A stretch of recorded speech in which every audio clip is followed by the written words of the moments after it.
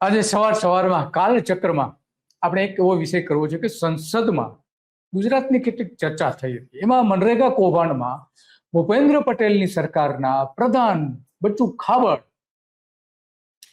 એની સામે સીબીઆઈની તપાસ થવી જોઈએ એવી માગણી કરવામાં આવી હતી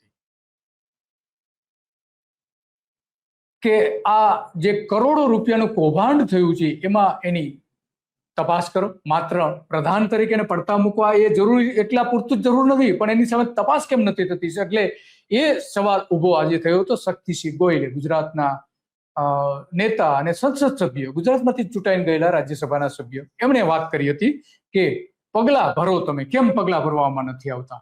સવાલ એ આવીને ઉભો રહે છે અને એટલા માટે આજે પણ વાત કરવી છે કે જ્યારે અમિત શાહની સીબીઆઈએ ધરપકડ કરીને એની સામે તપાસ કરીને એને જેલમાં પૂરી દીધા, ત્યારે આજ નરેન્દ્ર મોદી એનો વિરોધ કરતા હતા કે સીબીઆઈની તપાસ શા માટે તમે કરી રહ્યા છો. હવે આજે જ્યારે સીબીઆઈની તપાસની માંગણી કરવામાં આવે છે ગુજરાતના એક પ્રધાનની, ત્યારે આ એ જ નરેન્દ્ર મોદીની સરકાર એને જવાબ પણ સુદ્ધા આપતી નથી. તો પેલા આપણે સાંભળી લઈએ શક્તિસિંહ ગોહિલે શું વાત કરી હતી. મનરેગા કૌભાંડમાં કેવી પરિસ્થિતિ છે, મનરેગા કૌભાંડ જે છે એ આ જે મનરેગા યોજના જે છે એ યોજના કેમ જરૂરી છે? કારણ કે ગરીબી દૂર કરવા માટેની શ્રેષ્ઠમાં શ્રેષ્ઠ રોજગાર યોજના છે.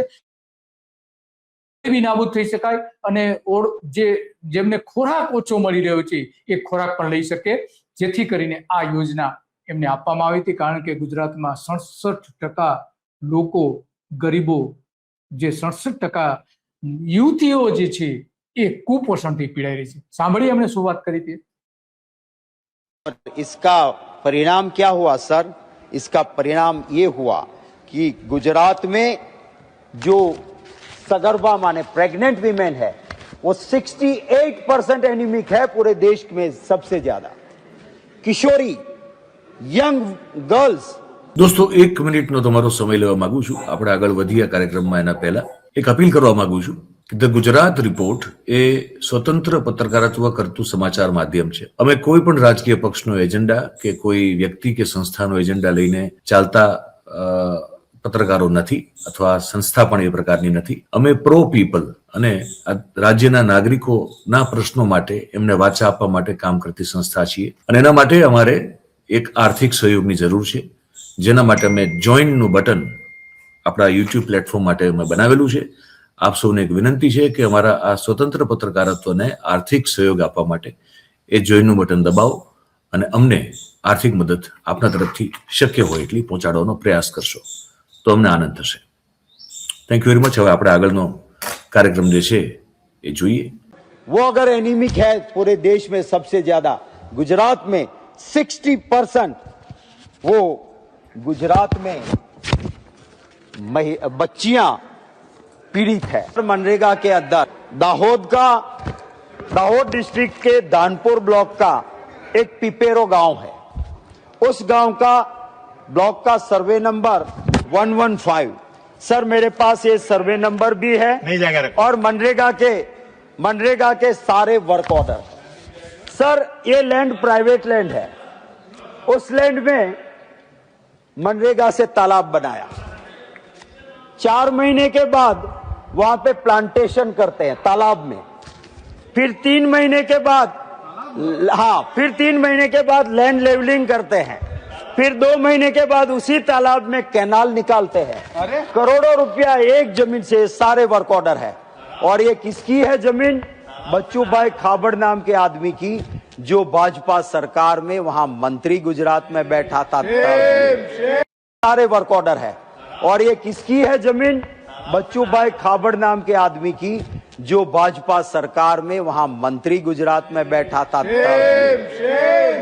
सर आप क्या कहते हो कि खाता नहीं, खाने देता नहीं? अरे करोड़ों से कम ये खाते नहीं और आंख बीच के आप बैठे रहते हो.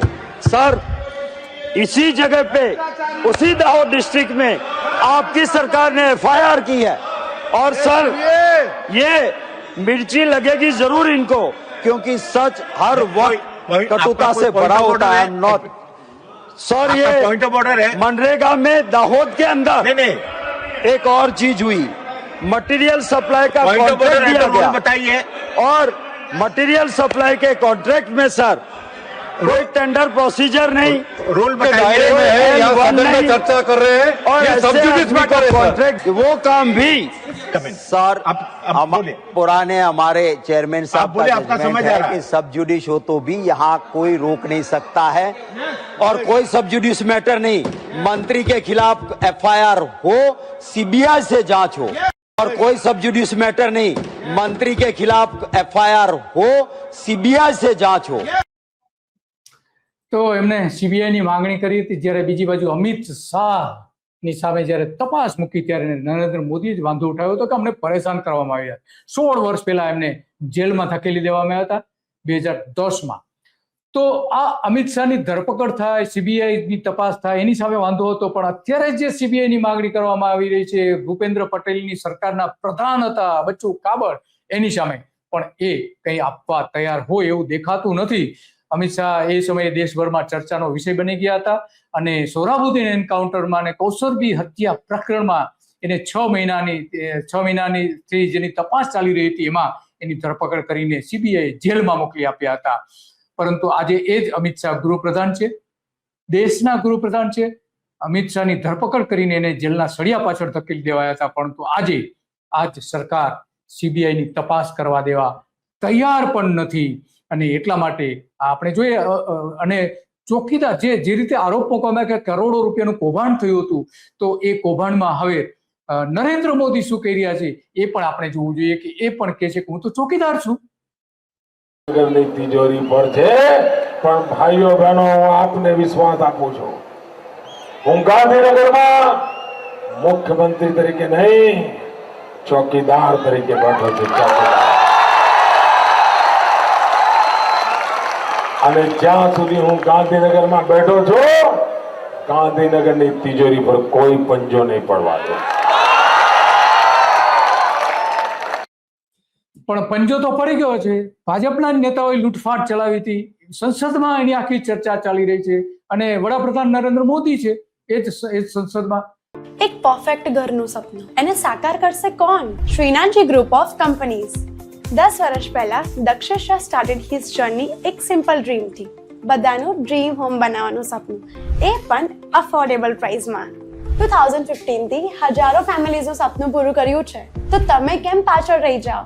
આજે જ મુલાકાત લો શ્રીનાથજી સામ્રાજ્ય અને સ્વસ્તિક પાર્કની, અને તમારા સપનાને એડ્રેસ આપો.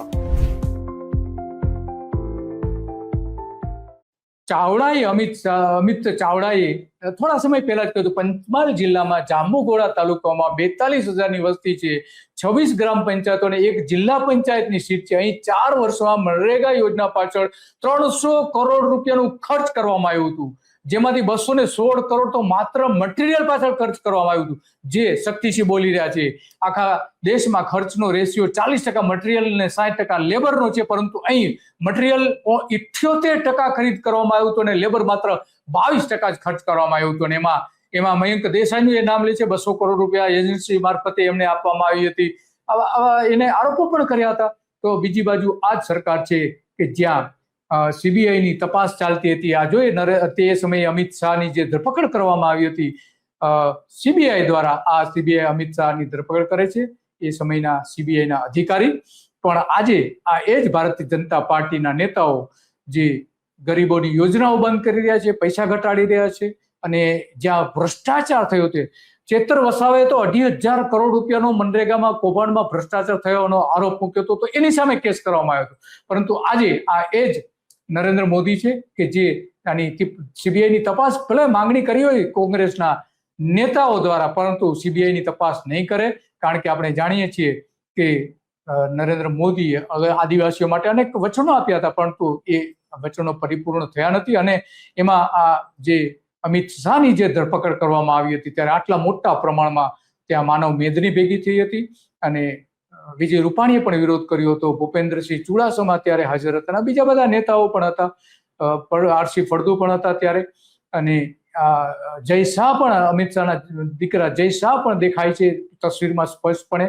આ રીતે ધરપકડ કરીને સીબીઆઈના અધિકારીને લઈ જાય છે. ત્યાં સીડીની બહાર જ એની આ રીતે ધરપકડ કરી લેવામાં આવી હતી. પરંતુ આજે આ એ જ નરેન્દ્ર મોદી છે કે જે જોઈ શકાય છે કે અમિત શાહની હાલત કેવી છે. જય શાહ એની પાછળ પાછળ જઈ રહ્યા છે. કૌશિક પટેલ પણ એ સમયે એની હાજર હતા. પરંતુ આજે જ્યારે બચ્ચુ ખાબડ સામે સીબીઆઈની તપાસની માંગણી સંસદમાં કરવામાં આવી છે, એ સ્વીકારવામાં આવે એવી શક્યતાઓ બિલકુલ છે. પરંતુ ભૂપેન્દ્ર પટેલની સરકાર માટે સૌથી શરમજનક બાબત છે કે એમની સરકારના પ્રધાન હતા ત્યારે આ આખું કૌભાંડ થયું હતું. અને ખરેખર તો ભૂપેન્દ્ર પટેલે માંગણી કરવી જોઈએ કે સીબીઆઈની તપાસની નરેન્દ્ર મોદી સમક્ષ અને સીબીઆઈની તપાસ કરવી જોઈએ કે કોણ કોણ આમાં ઇન્વોલ્વ છે અને કઈ રીતે એની સામેની ભ્રષ્ટાચાર કરવામાં આવ્યો હતો. અને એટલા માટે વારંવાર ચેત્ર વસાવાએ પણ માંગણી કરી કે સીબીઆઈની તપાસ કરો, પણ સીબીઆઈની તપાસ આપવામાં આવતી નથી. તો આ ભાજપના જે બે ચહેરા છે એ અમિત શાહની સામે જ્યારે તપાસ કરવામાં આવે છે તો એની સામેના પુરાવાઓ મળી આવે છે ત્યારે સીબીઆઈની ધરપકડ કરે છે, જેલમાં મોકલે છે. અને એ જ અમિત શાહ આજે દેશના ગૃહપ્રધાન છે. તો બસ આજે આટલું, અને આવી જ બાબતો ઉપર આપણે ચર્ચા કરતા રહીશું કાલચક્રમાં. નમસ્તે.